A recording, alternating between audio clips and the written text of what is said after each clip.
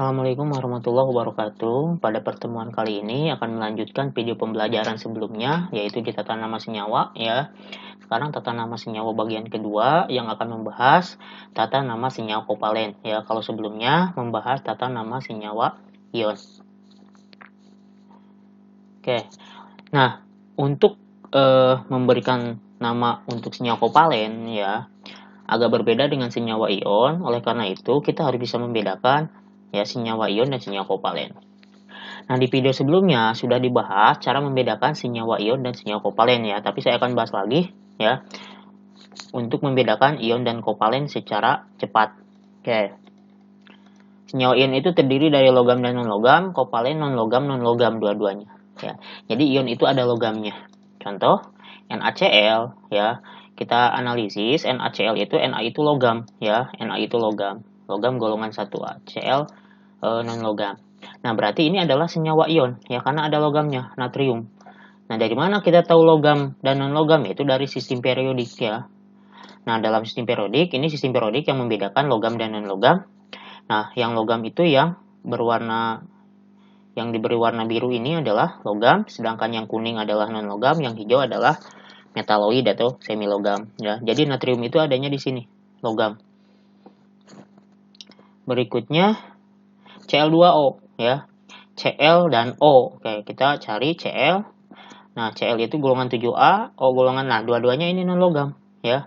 Maka senyawa Cl2O karena dua-duanya non logam ya, berarti senyawanya kovalen ya. Begitu juga H2S ya, non logam, S non logam, berarti senyawa kovalen. Itu cara mudah membedakan senyawa ion dan kovalen. Oke.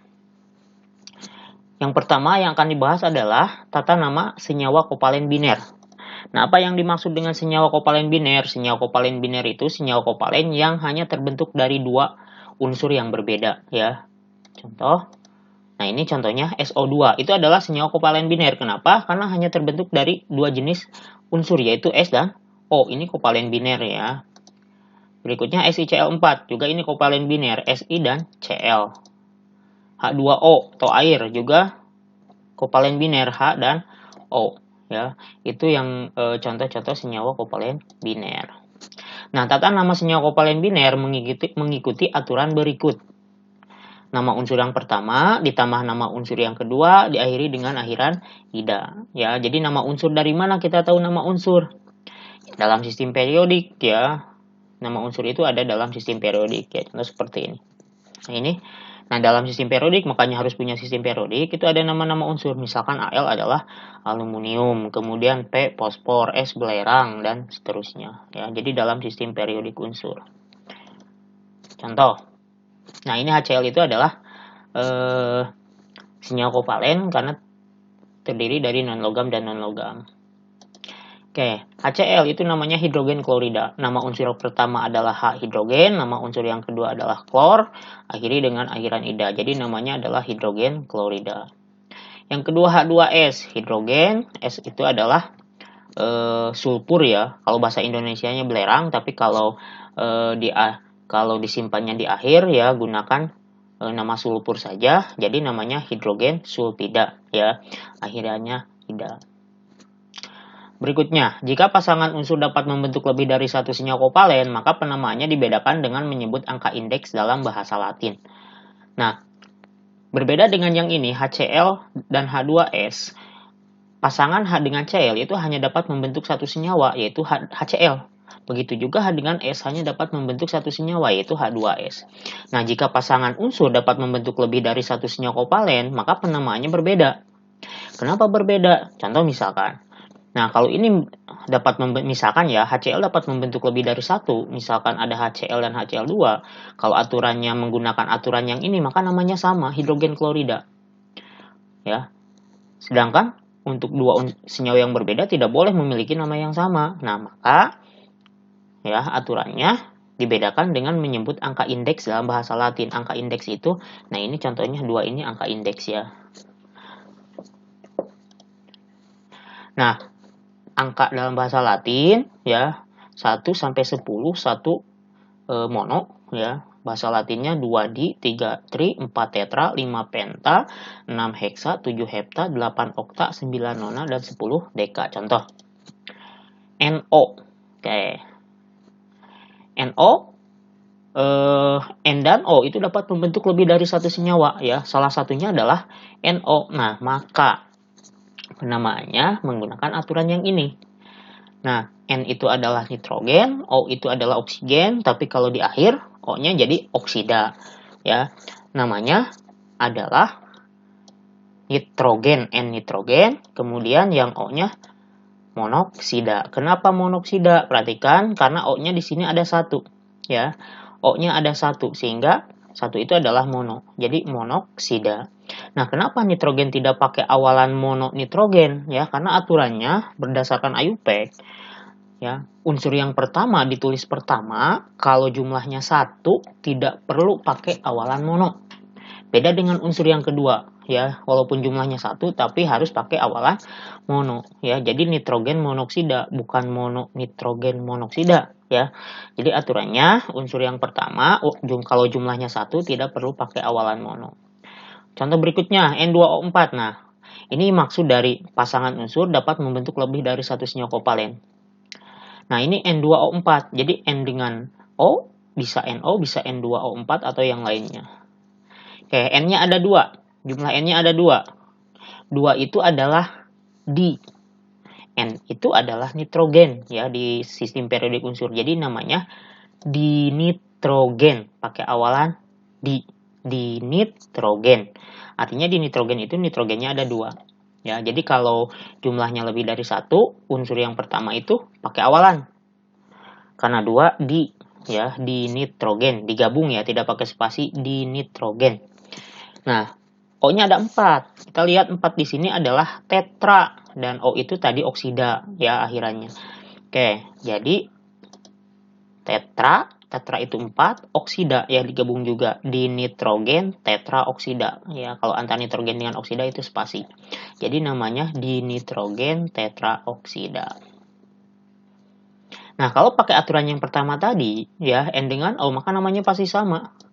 Nitrogen oksida ya. Makanya untuk dua pasangan unsur yang dapat membentuk lebih dari satu senyawa harus dibedakan. Kalau di senyawa ion ya dibedakannya dengan menuliskan bilox ya, bilox logam dengan angka Romawi. Contoh berikutnya CO2.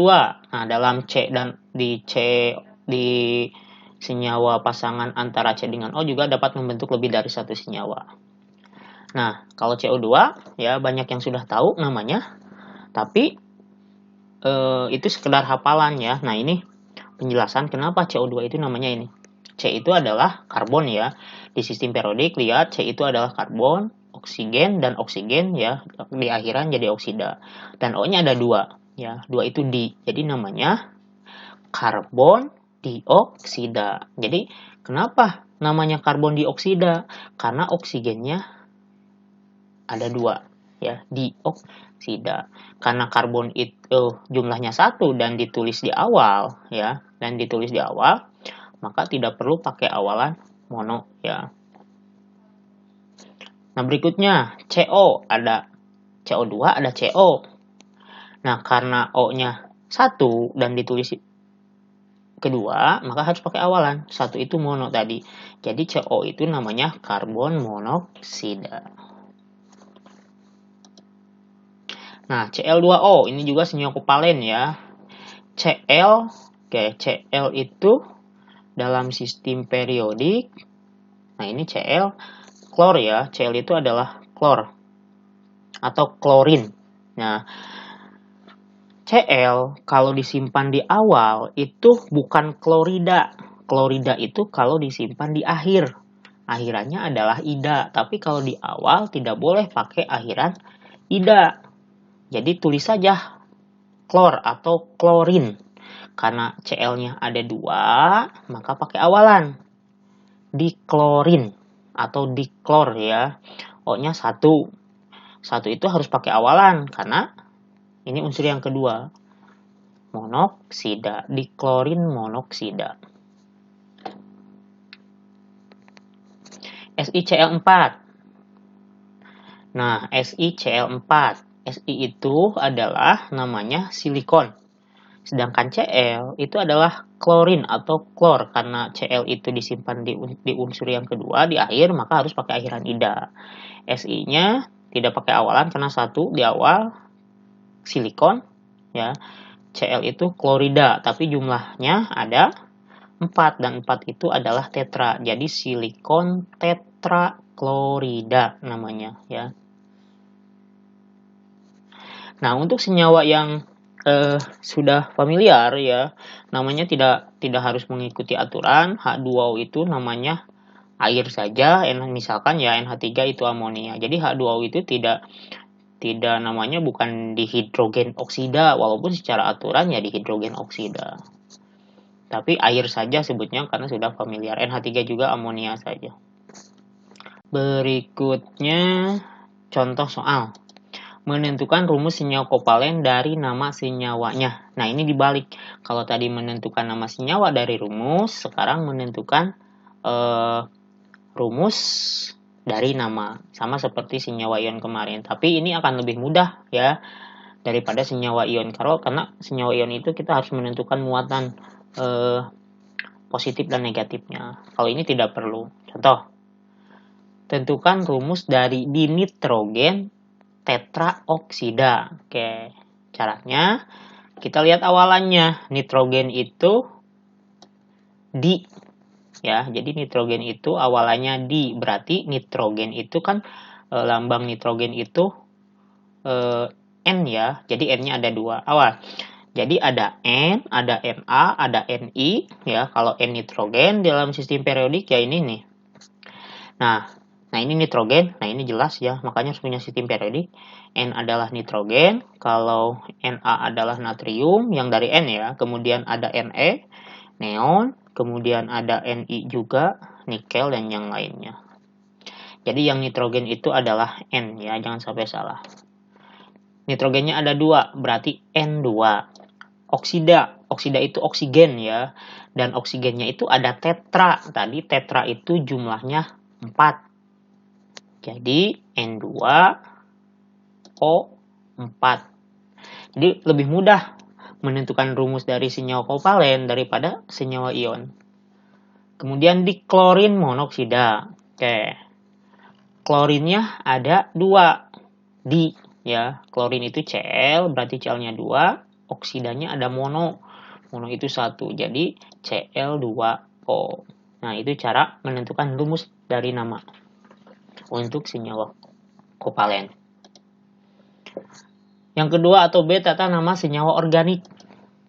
Nah, jumlah senyawa organik jauh lebih banyak daripada senyawa anorganik. Oleh karena itu, tata namanya lebih kompleks. Berikut beberapa contohnya. CH4 metana, C2H4 etena, C3H4 propuna, ada metanol, CH3OH, C2H5OH etanol, CH3Cl klorometana, HCOOH asam metanoat, CH3COH asam etanoat, C6H5OH hidroksibenzena, C6H5NO2 nitrobenzena. Ini hanya beberapa contoh saja. Nah, untuk tata nama senyawa organik, ya, ini adalah senyawa kovalen juga, ya. Nah, ini akan dipelajari khusus nanti di kelas 11 dan di kelas 12, ya. Nah, contohnya misalkan metana, etena, propuna itu akan dipelajarinya di kelas 11, ya. Itu di senyawa hidrokarbon dan minyak bumi, ya. Kemudian seperti ini kelompok alkohol, metanol, etanol, dan yang lainnya ini itu akan dipelajari di kelas 12, yaitu di senyawa turunan alkana dan benzena, ya. Jadi ini akan dipelajari khusus nanti di kelas 11 dan di kelas 12. Sedangkan yang senyawa kovalen biner itu dipelajarinya di kelas 10, ya. Berikutnya tugas yang harus dikerjakan, ya. Yang pertama, sebutkan nama dari senyawa. Nah, ini jadi beri nama. Nah, catatan dalam soal yang nomor 1 ini terdapat senyawa ion dan kovalen. Jadi sengaja saya campur, ya. Di sini ada senyawa ion dan kovalen. Aturannya juga berbeda, ya. Nah, maka harus bisa membedakan senyawa ion dan kovalen. Tadi sudah dibahas, ya. Jadi soal ini bukan hanya senyawa kovalen saja, tapi juga ada senyawa ionnya. Yang nomor 2, tentukan rumus senyawa dari. Nah, kalau yang nomor 2 ini, ya, itu semuanya adalah senyawa kovalen.